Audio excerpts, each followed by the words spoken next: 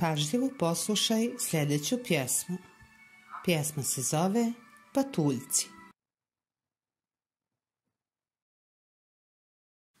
Patuljci. Poslije kiše šumica svaka puna je malih patuljaka. U proljeće traži ih pod travom, tamo se skrivaju u modroj kapici i odjelcu plavom. Ljeti u krilu hrastove sjene, gdje se jagode rumene, kaputići njihovi žarko se crvene. S jeseni sve je rjeđe pronaći njihove kapice smeđe. Zimi u snu duboko u lišću, jedan uz drugog se stišću, a za to vrijeme šumska vila odore proljetnje modre im šila.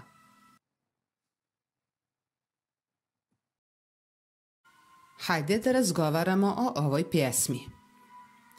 O kome se govori u ovoj pjesmi? Kakvi su patuljci?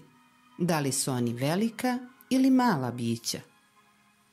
Zato što su tako mali, na njima je sve umanjeno, manje nego kod običnih velikih ljudi.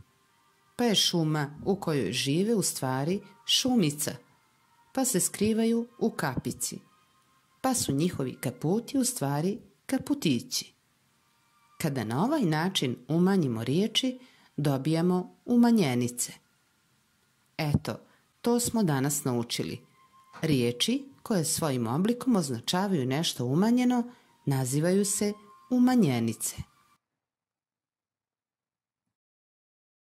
Hajde da zajedno umanjimo još neke riječi. Kako ćemo nazvati malu kuću?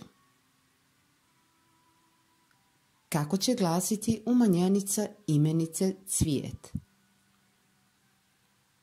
Kako će glasiti umanjenica imenice lopta? Na isti način možemo napraviti uvećanice. To su riječi koje svojim oblikom označavaju nešto uvećano. Znamo da je mala šuma šumica, a uvećanica od šume bi bila šumetina. Uvećanica od klupe klupetina.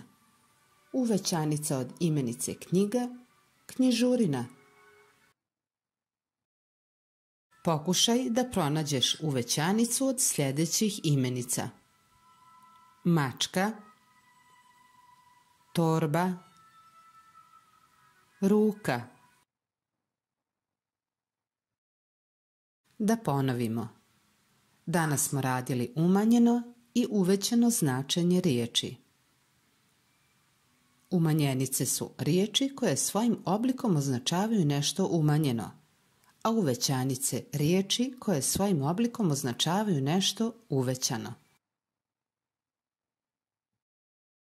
Za domaći zadatak ćeš uraditi zadatke koji se nalaze na 15. strani u udžbeniku. Toliko za danas. Do sljedećeg časa pozdravlja vas vaša učiteljica Indira.